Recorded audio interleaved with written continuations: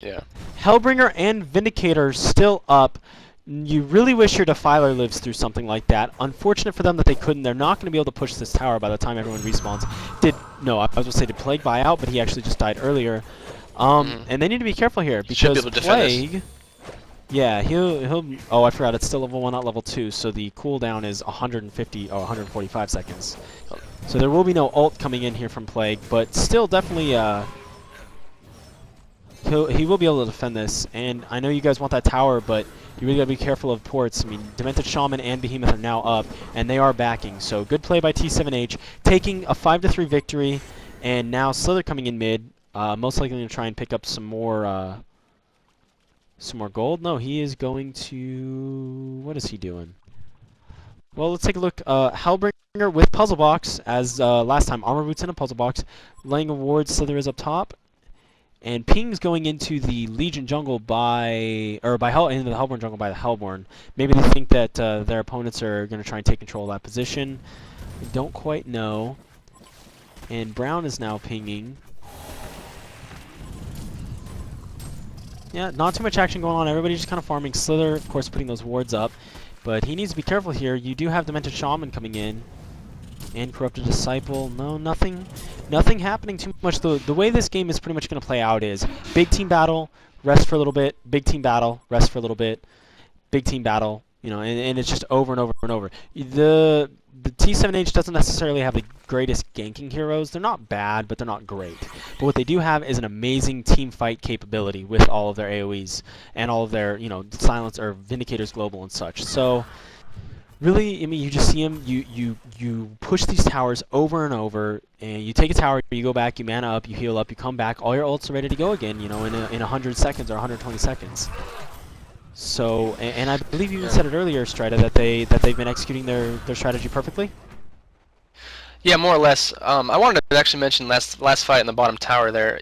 I don't know if you caught it, but Earthshaker. Sorry, Earthshaker. Behemoth. He blinked in and then he just kind of walked around. I don't think he was immediately silenced, but I know in mid really quick actually. We got Trixie getting caught. He's really slowed, and the ult from Defiler is gonna hit him. Oh, nice ult there from Rexy though, and the ult from Mingo goes out too. And that took down Trixie actually. Trixie is down. Oh my gosh. What a great play goal right there. Tons and tons of bounces on the team only. And you know what? It just didn't matter. It didn't matter, no. Huge genocide by T7H. They are just playing phenomenally. Although I will say Orange killing himself to neutral creeps, really well done, trying to deny what little bit of golden experience he can. But it doesn't even matter right now. I mean, this game is heavily in the favor of T7H, both experience-wise, gold-wise. They're forcing the team fights. They're really playing to their style, to the push strat that they wanted to do. Definitely. And I mean, you're a little surprised or happy to see a push strat? What are your thoughts on this? Well, I mean, the fact is here is that they got a bunch of tier 1 picks, period. And it just so happens that 3 of those guys are great at pushing. So they didn't really have to compromise their lineup at all. So they have a great lineup. 3 of them are just great at pushing, and I think that's what the story is really. They haven't let up the pressure at all. That last fight, I didn't really like the Behemoth ult, even though it got a couple people. There wasn't a whole lot. You could deny here in mid. There wasn't a whole lot of people around. It didn't do a lot of damage. I think where Behemoth comes in is his ult has to be centered around taking out either Slither or Defiler, like instantly. Because if those 2 can get a full ult off, then that fight's pretty much more or less won. Or if you can get it on Hellbringer, but Hellbringer is pretty hard to kill. So I think that he didn't really he didn't really get any burst damage on anybody. There wasn't really a whole lot of creeps around. He didn't really get anybody low very fast. And I mean, what is Behemoth unless he can drop somebody instantly, basically, with a bunch of people? Now the whole problem, I didn't really see how that fight started. I didn't see if somebody got caught, and it was just kind of a forced fight. But it looked like I think they honestly actually got caught in mid. Yeah, so I think they tried to save him really, and it ended up turning into a genocide. That was just bad placement. Out of position. They should have they were better off just waiting for the inevitable push and then hopefully a better Behemoth ult there to start it off. That's what it all comes down to. The only way they're going to win is if with a great Behemoth ult that leads to pretty much the instant death of Defiler and or Slither. That's the only way they're going to win these fights. And the thing is with Behemoth, with Pestilence having a portal key, Behemoth having obviously a portal key, I definitely don't see it as an impossibility. Behemoth, the one thing besides burning someone down in one shot is he does have about 6 seconds of chain stun between Shockwave, Heavyweight, and Fissure. So, or is Heavyweight the... Never mind, it's Enrage and Fissure. Yeah. Yeah, either way, you know, every spell he casts is a 1.5 second stun plus about a 2 second stun for Fissure. So you're looking at actually about 4.75, 5 seconds of stun. Either way, that with Pestilence blinking in, if you pick off that Vindicator before he hits his Global Silence off of a Behemoth and Pestilence blink stun combination, I definitely could see this game going in the favor of MSI. I think they just need to hit one good team fight here, and it can be turned back around. I mean, if you remember, MSI was dominating early. T7H won that one good team fight, started chipping away at the lead. I mean, the gold advantage was already there. And the Null on, or the Void Talisman on Defiler just so strong. And it looks like Mag blinked in a little prematurely. Mag getting stunned, but the Fissure blocking Magnus in, stunning over here. He's probably going to hit his ult blink here. Behemoth blinking in and ulting, huge Plague ult. Slither going off. I believe Vindy also got his ult off. Defiler is over level 16, so 23 goes tearing through everything. Mag blink ulting, doing quite a bit of damage to Disciple, but Disciple eating it up with the Shaman's Headdress, and now taking out the Puzzle Box, which if he kills that is not a brain move. He almost dies to the... Oh, man. And yeah, like you said, it's just too much. Everyone pretty much still alive. It's perfect. Yeah, everyone...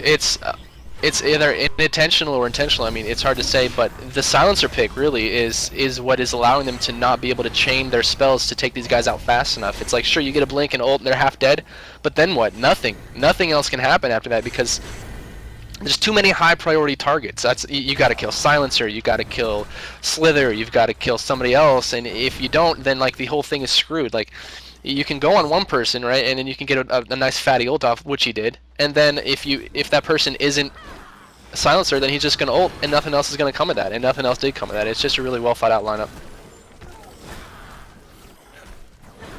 Yeah, I mean, I couldn't agree more. That Vindicator pick, I was a little iffy on it. I know they like to run him. I'm not a huge fan of him.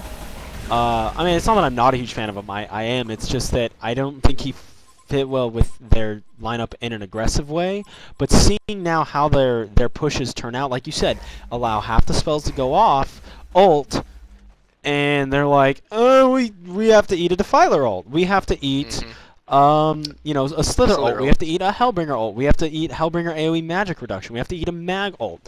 So it's really awesome that the Vindicator pick is there so in a defensive way that allows them to be aggressive in pushing. So I think definitely an interesting yet more than viable strat for a lot of different situations coming from T7H.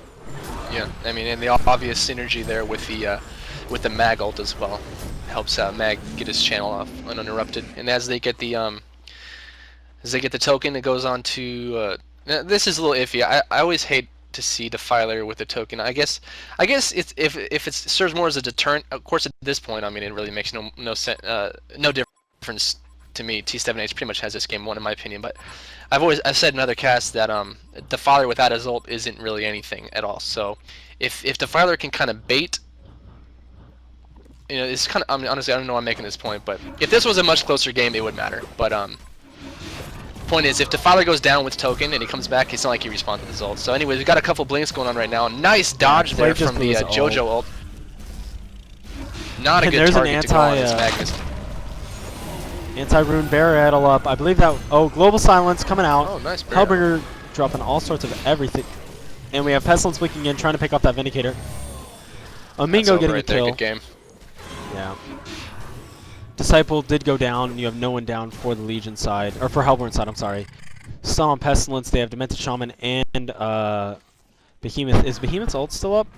Yeah, they're going to take top tower and then top racks. There's lots of pings going off for Legion side. They're going to do their best to defend, but they got to hold off for 60 seconds before Disciple's back up. He might be a higher level than anyone on the Hellborn side, but it just doesn't matter. He might outfarm them, he might out everything them, but right now, the Vindicator, Defiler, Magnus, just their whole team composition is just so strong and so hard to stop. Great ult by Behemoth. He needs to get that fissure off, but he's not going to be able to because he ults and then Vindicator silences him for 3 seconds with his Yeah. aura.